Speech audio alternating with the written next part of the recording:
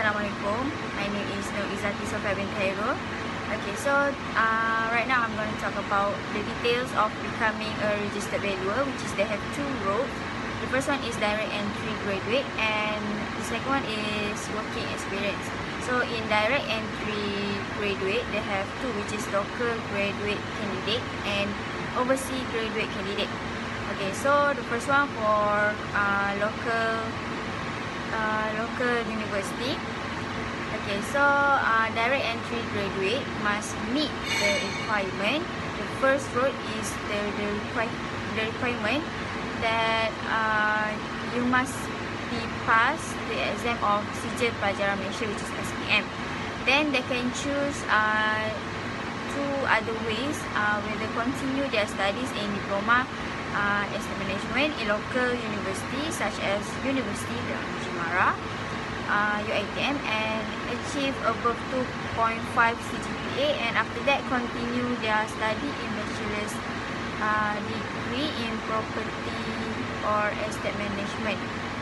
Furthermore, they can choose the matriculation route, which require them to continue in the matriculation, and after they have finished their matriculation with also above 2.5 CGPA, they can proceed their study in bachelor's degree in property or estate management. Okay, the second one is overseas institution. So for overseas institution, they will use their Sijil Pelajaran Malaysia, or they can continue their studies in the A level and continue to pursue their study at overseas institution in relatable courses in bachelor's degree, and when they have graduated and they return to Malaysia and sit down for the direct final examination. Okay, so from rules 33 of the 842, okay, it is stated in the rules 33 values examination.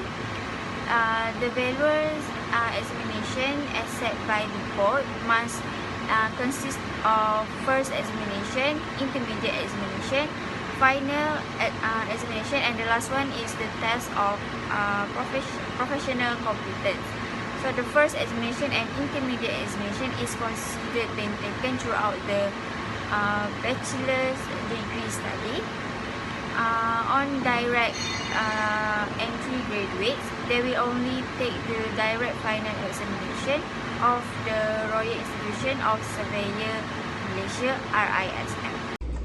Hi, I'm Selmi. So the second role of becoming a registered valuer is on working experience. And the first is started from taking the Sijil Pelajaran Malaysia SPM in the high school level with not less than 5 credit level passes in any subject, or pass at least 2 principles for the Sijil Tinggi Persekolahan Malaysia SPM. Then, the candidates started working in the industry and have at least 7 years of experience under the supervision of the registered valuer.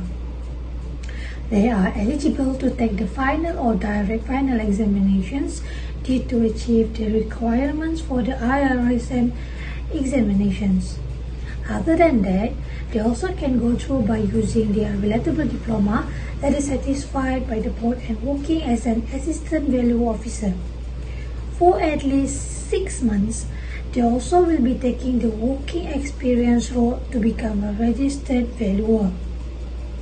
Moreover, they can take the final or direct final examinations, and if they did not fit their experience and qualifications, they will not get the privilege of going straight through final or direct final examinations at the RISM. They will have to be taking the first and intermediate examinations according to their qualifications and their experiences. So it is stated in the Rules 33 of the Act 242 Valuers Examinations. The valuers examinations as set by the board must consist of first examinations, intermediate examinations, final examinations, and lastly the test of professional competence. Rules after board entry, whether from direct entry graduates and working experience is first Rules 31 of the Act 242 according to R31 and 5th Schedule 2 it stated that fees for the direct final examinations is at 150 ringgit for every subject taken to sit for these examinations. For the working experience, the applications forms must be signed by the candidate and his principal and must be submitted to registrar with a specified date by the board. Secondly, in Section 70A of the Act 242, after passing the board examinations, graduates from both routes required to register for probationary value to the board as stated in Section 17A. Third is the Rule 17 of the Act 242 when registering to become a PV is simultaneously registered for the test of professional competence. According to the Rule 17 of the Act 242, they must fill in the application in the Form A1 as stated in Rule 17, second schedule, which are the application for registration as a registered probationary valuers under Section 18 of the Act of 242, and the fees is 50 ringgit and is stated in the third schedule of the Act 242. So fourth is the Rule 33.7 of the Act 242, which is after completing the 2 years of post-qualifying practical training, they are required to register to sit for the TPC exam and must pay 200 ringgit for the fees stated in the 5th schedule part 2, and the application must be signed by the candidate and his principal. There are 5 formats that needed in the TPC, and it is mandatory to complete all the formats, which are: first is the professional experience, second is the submissions of work diary and logbook, third is the submissions of record of experience or ROE, and fourth is the submissions of practical tasks, and lastly is to attend a professional interview. So the fifth rule is the Rules 33.10 of the Act 242, where after they finish all the formats, they will need to wait for the result that will notify them whether they pass or failed within 45 days. So according to R3310, if they pass the TPC, they are considered to pass the valuers examinations. So the sixth rule is Rule 36 of the Act 242. For them to obtain their valuer license, they needed to at least receive a result of 50% for all the subjects they have taken according to the R33 of the Act. So last but not least, the Rules 39 of the Act 242. If they are dissatisfied with their result, they could make an appeal to the board within 30 days of the date of the result as subjected in the R39 of the Act, with the fee prescribed in the 5th schedule, which is 100 per subject.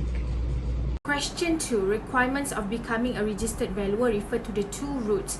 So the 2 routes in becoming a registered valuer are direct entry graduates and working experience. The requirement to become a registered valuer, a PV must have a practical experience and pass the board's TPC or any other equivalent test or examination recognized by the board. So for the direct entry graduates, candidates must have a minimum of 1 year of full-time job experience at a nearby university, and then candidates must have a full-time study at a local university or any other overseas university. So candidate will take a preliminary, intermediate, final and direct examination, and then candidates for the valuers examination must prove to the board that they have been enrolled a full-time at a technical college, institution or university that the board has approved. Requirements for working experience: candidates who hold a recognized university degree or any equivalent diploma from an institution of higher learning and work full-time in a registered valuer's office, and then a real estate agent, and a person of at least 27 years of age with a SPM that at least have 5 credit level passes in any subject, and at least have 7 years of experience working under the supervision of a registered valuer. Then candidates for the valuers examination must prove to the board that they have worked full-time for at least 6 months in the office of a registered valuer or appraiser participating in valuation work before applying to take the exam. Assalamualaikum warahmatullahi wabarakatuh. My name is Muhammad Aiman bin Muhammad Rashid. So I will explain the details about TPC or Test of Professional Competence. Referring to the TPC rules and guidelines in the Yellow Book, paragraph 2, TPC consists of minimum of 2 years of approved professional experience in Malaysia, except for those who have obtained an accepting degree or diploma from outside Malaysia, or who have passed the RES614 general practice final examination and have a minimum 2 years supervised practical experience in the relevant fields outside Malaysia. In this case, the period approved practical professional experience may be reduced to 1 year.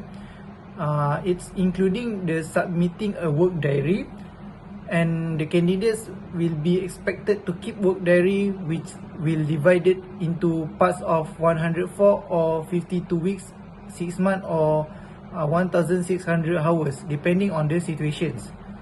Submitting logbook will be required for all candidates, and also the auditors may assess whether their professional experience is appropriate and properly balanced. Then submitting experience records.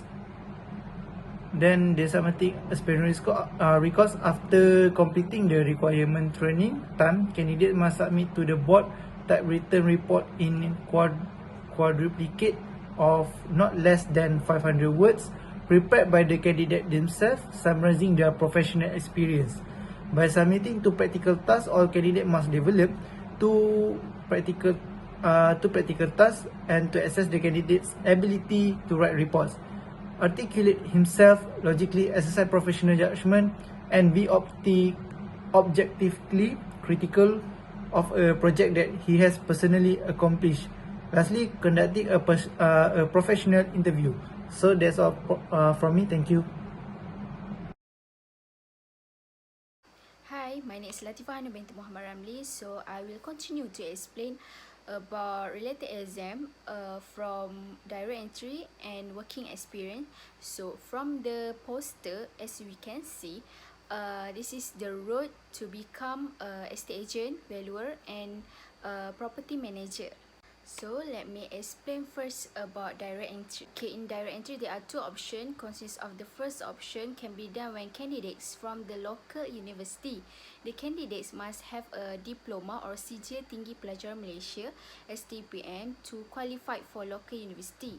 The candidate from local university must take a Bachelor's of Property Management or Bachelor of Estate Management.